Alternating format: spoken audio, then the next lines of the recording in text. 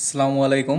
তোমরা যারা এইচএসসি পরীক্ষার্থী আছো তোমাদের সাম স্পেশাল ফ্রেজ অবলিক ওয়ার্ডের যে রুলসগুলো ছিল বাকি অংশ এখন আমরা এটা দেখব। তো ফার্স্ট টাইম আমি প্রথম অংশে বা প্রথম ভিডিওতে আমি বারো বারো নম্বর রুলস পর্যন্ত দেখাইছি। এখন 13 থেকে আমরা শুরু করব। 13 নম্বর রুলসতে কি আছে? এখানে 13 নম্বর রুলসে আছে অ্যাজ লং অ্যাজ শব্দের অর্থ যতক্ষণ পর্যন্ত বা যতদিন পর্যন্ত। আমাদের তো এখানে ফ্রেজের ওয়ার্ডগুলো খুব ইম্পর্টেন্ট, সেই ওয়ার্ডগুলো আমাদের খুব ভালোভাবে মেমোরাইজ করতে হবে। অ্যাজ লং অ্যাজ শব্দের অর্থ যতক্ষণ পর্যন্ত বা যতদিন পর্যন্ত। তো এখানে একটা স্ট্রাকচার আছে সমজাতীয় tense plus as long as plus সমজাতীয় টেন্স। এই সমজাতীয় টেন্সে অ্যাজ লং অ্যাজ এটা একটা কনজাংশন, দুই বাক্যের মাঝে বসবে। সে দুই বাক্যের প্রথম অংশ যে টেন্সের হইবে পরের অংশ সেই একই টেন্সের হওয়াটাকে সমজাতীয় টেন্স বোঝায়। এখানে আমরা কয়েকটা উদাহরণ খুব সুন্দরভাবে একটা উদাহরণ দেখতে পারি। যেমন I will wait for you, আমি তোমার জন্য অপেক্ষা করব, dash you will wait for me.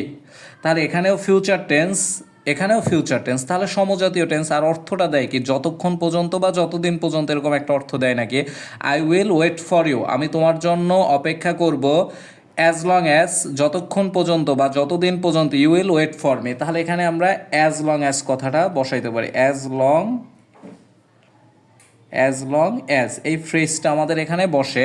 আবার এখানে আরেকটা উদাহরণ আমরা একটু করি। I will wait for you, আমি তোমার জন্য অপেক্ষা করব, ড্যাশ আই উইল লিভ, মানে যতদিন পর্যন্ত আমি বাঁচি বা যতক্ষণ পর্যন্ত আমি বাঁচি আমি তোমার জন্য অপেক্ষা করব। তাহলে যতক্ষণ পর্যন্ত বা যতদিন পর্যন্ত অর্থে অ্যাজ লং অ্যাজ বসে। প্রবলেম এটা তোমরা খুব সুন্দরভাবে ক্লিয়ারলি বুঝতে পারছো। দ্বিতীয়টা 14 নম্বর রুলসটা আমাদের কি আছে আমরা একটু দেখি। অ্যাজ সুন অ্যাজ শব্দের অর্থ যেই মাত্র। অ্যাজ সুন অ্যাজ শব্দের অর্থ যেই মাত্র। এই অ্যাজ সুন অ্যাজের দুইটা স্ট্রাকচার আছে। অ্যাজ সুন অ্যাজ যখন সেন্টেন্সের প্রথমে বসবে তখন পাস্ট টেন্সের একটা ক্লোজ হইবে, সে পাস্ট ইনডিফিনিট হইতে পারে, পাস্ট পারফেক্ট হইতে পারে, যে কোনো একটা টেন্স হইতে পারে। প্লাস পরের অংশ পাস্ট ইনডিফিনিট টেন্সের ক্লোজ। আবার পাস্ট ইনডিফিনিট টেন্সের ক্লোজটা যদি সেন্টেন্সের শুরুতে হয় তারপর মাঝে যদি অ্যাজ সুন অ্যাজ বসে তাহলে অন্য অংশ পাস্ট পারফেক্ট টেন্সের ক্লোজ হইবে। অন্য অংশ কোন টেন্সের ক্লোজ হইবে? পাস্ট পারফেক্ট টেন্সের। তাহলে আমরা এই অ্যাজ সুন অ্যাজ শব্দের অর্থ কি? যেই মাত্র, এরকম আমরা একটা পড়ছি।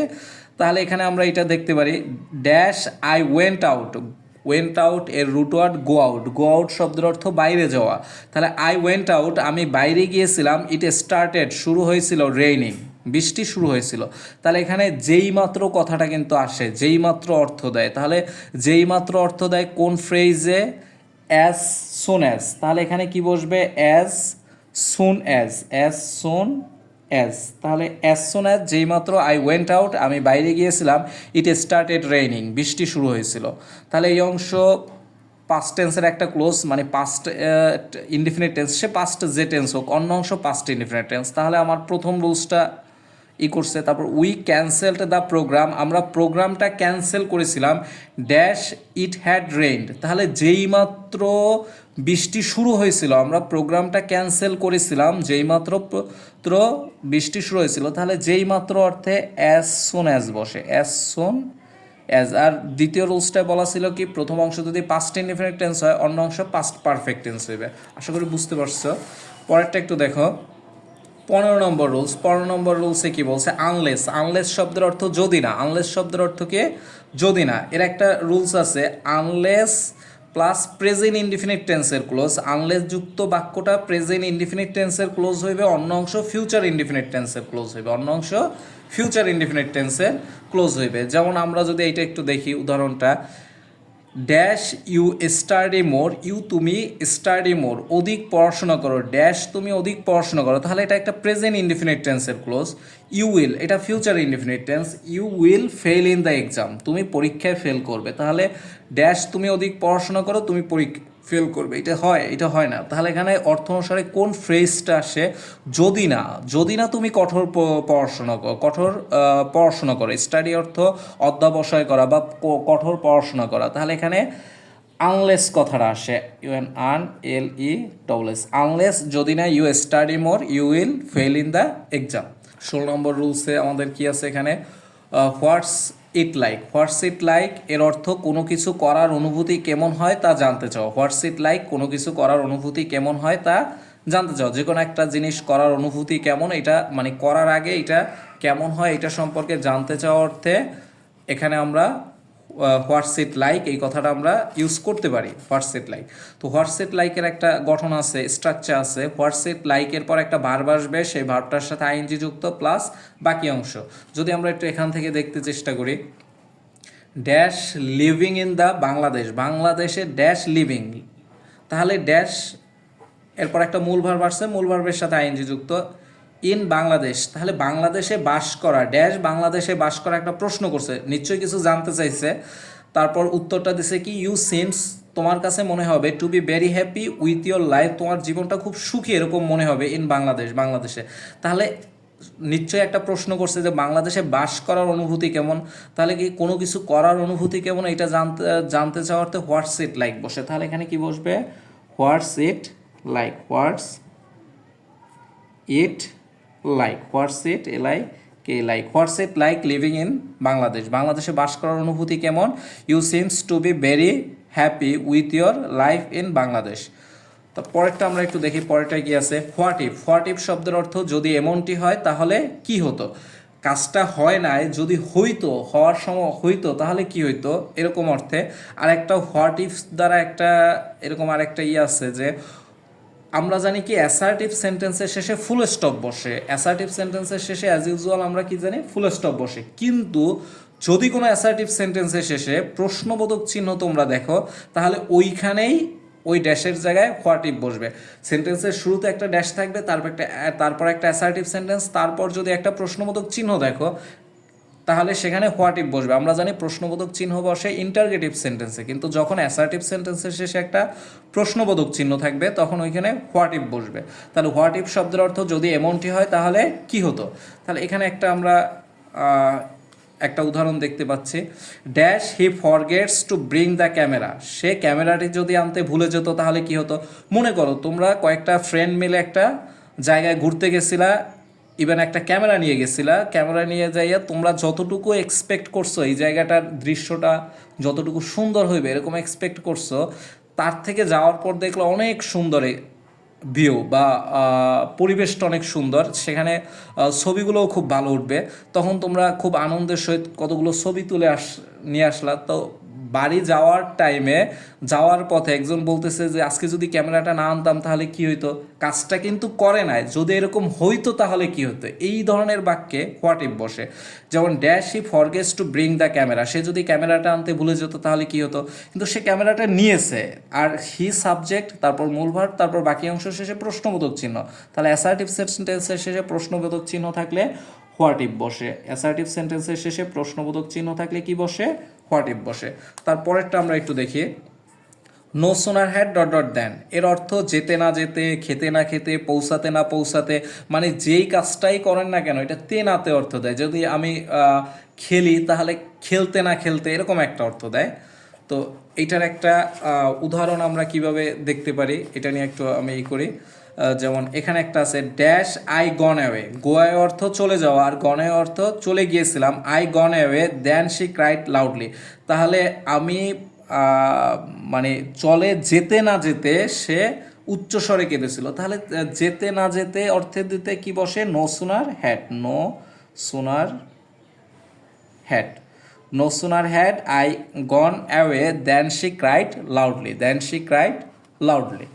আচ্ছা, আশা করি তোমরা এটা বুঝতে পারছো। পরের নিয়ম হলো, এখানে কিছু ইম্পর্টেন্ট ওয়ার্ডস যেগুলো আসলে এইগুলো আসলে অনেকটাই খুব কম আসে, লেস ইম্পর্টেন্ট, তারপরও মাঝে মাঝে আসে, এর জন্যই দেওয়া সাধারণত।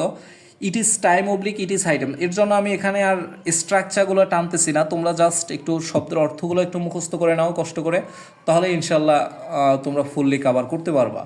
তো এখানে যে জিনিসটা আছে আমাদের, it is time oblique it is high time, এর অর্থ উপযুক্ত সময়, it is time oblique it is high time এর অর্থ উপযুক্ত সময়। তাহলে it is time oblique it is high টাইমের অর্থ একটা অর্থ দেয়, এর অর্থ উপযুক্ত সময়। তাহলে নোবডি লাইকস ইউ হেয়ার, এখানে তোমাকে কেউই পছন্দ করে না। এখানে আমরা যদি এই উদাহরণটা একটু দেখি, এখানে আছে নোবডি লাইকস ইউ হেয়ার, কেউই তোমাকে এখানে পছন্দ করে না, dash you left this place, dash you তুমি লেফট ত্যাগ করো, দিস প্লেস এই জায়গাটা, তাহলে ইট ইজ হাই টাইম এটা উপযুক্ত সময়, ইউ লেফট দিস প্লেস তোমাকে এই জায়গাটা ত্যাগ করার, যেহেতু তোমার আশেপাশে কেউ তোমাকে কি করতেছে না, পছন্দ করতেছে না এখানে, তাহলে ইট ইজ হাই টাইম এটা উপযুক্ত সময় লেফট দিস প্লেস জায়গাটা ত্যাগ করা। তারপর আরেকটা জিনিস আছে ইন কেস, ইন কেস অর্থ যদি, এখানে একটা কথা বলি, এই ইন কেসের পরিবর্তে তোমাদের পরীক্ষা অনেক সময় ইফও আসতে পারে, দুইটাই এক জিনিস। তো ইন কেস অর্থ কি যদি, ইন কেস অর্থ যদি হয়, এরকম একটা যদি আমাদের বাক্য থাকে, যেমন আই উইল কাম আমি ফিরে আসব, dash you want, in case যদি, ইন কেস যদি বা ইফ যদি ইউ ওয়ান্ট তুমি চাও। তারপরের একটা বাক্যে আমরা কি, পরের একটা হাউ টু কীভাবে অর্থে ব্যবহৃত হয়, হাউ টু কীভাবে অর্থে ব্যবহৃত হইবে। তো এখানে একটা জিনিস আমরা একটু খেয়াল করি, অ্যাট প্রেজেন্ট বর্তমানে দ্য চিলড্রেন শিশুরা ডু নট নো জানে না, dash swim in the water, তাহলে সুইম মানে সাঁতার কাটতে, ইন দ্য ওয়াটার সমুদ্রে মানে পানিতে কিভাবে সাঁতার কাটতে হয় অনেক শিশু বর্তমানে জানে না, তাহলে কিভাবে অর্থে কি বসে, হাউ টু এই ফ্রেজটা আমাদের বসবে। তো so that, in order that, in order to এই তিনটার অর্থই যাতে, so that, in order that, in order to এই তিনটার অর্থেই যাতে, তাহলে যাতে অর্থে যদি আমরা কোনো কিছু পাই সেখানে আমরা সো দ্যাট বা ইন অর্ডার দ্যাট বা এরকম একটা কিছু বসাই দেবো। যেমন তমা ওয়েন টু কলেজ, তমা কলেজে গিয়েছিল, dash she could learn something, তাহলে সো দ্যাট যাতে, সো দ্যাট যাতে শি কুড লার্ন সামথিং সে কিছু শিখতে পারে, যাতে সে কিছু শিখতে পারে, সেজন্য সে কি করছিল, কলেজে গিয়েছিল। তারপর আমরা শেষের একটা জিনিস যেটা দেখব, বিলো ওয়ান্স ওন ট্রাম্পেট নিজের প্রশংসা নিজে করা, এটা শেষেরটা কি, বিলো ওয়ান্স ওন ট্রাম্পেট নিজের প্রশংসা নিজে করা, দ্যাটস মিন নিজের ঢোল নিজে পেটানো, এরকম একটা জিনিস। তো এখানে ওয়ান্সটা হইলো যে, ওয়ান্সের একটা আছে, ওয়ান্সড হইলো যে ইনফিনিটিভ পজিটিভ, তার মানে এই ওয়ান্সের একটা জিনিস খেয়াল করতে হবে, এইটা পরিবর্তন হইবে, এই পজিটিভটা সাবজেক্টের স্থানে যেই নাউন বা প্রোনাউন থাকবে সেই নাউন বা প্রোনাউন অনুসারে এটা আমরা ব্যবহার করব। তো এখানে খেয়াল করো ইউ আছে, তাহলে ইউ এর পজিটিভ ফর্ম আমরা ব্যবহার করব ওয়ান্সে, তাহলে ইউ এর পজিটিভ ফর্ম ইউর, তাহলে ইউ ডু নট নিড তোমার দরকার নেই, to blow your own trumpet তোমার নিজের প্রশংসা নিজে করার তোমার দরকার নেই। আশা করতেছি সবাই তোমরা এই ফ্রেজের রুলসগুলো খুব ভালো মতো বুঝতে পারছো। তোমরা সবাই ভিডিওটা থেকে স্ক্রিনশট নিয়ে বা যা পজ করে তোমরা এই রুলসগুলো তোমরা আগে খাতায় তুলে নিয়ে তারপরে এইগুলো সম্পর্কে ধীরে ধীরে এই শব্দের অর্থগুলো করবা, মুখস্থ করে নিবা। পরবর্তীতে আমরা প্র্যাকটিস করব, যে কোনো বোর্ড কোশ্চেন বা মডেল কোশ্চেন আমরা প্র্যাকটিস করব নেক্সট ভিডিওতে, আর একটা বা দুইটা ভিডিওতে আমরা প্র্যাকটিসটা শেষ করে দেবো ইনশাল্লাহ। তারপর আমরা এইখান থেকে আমরা ফুল মার্কসটাই এক্সামের জন্য পারচেস করতে পারবো। ধন্যবাদ সবাইকে।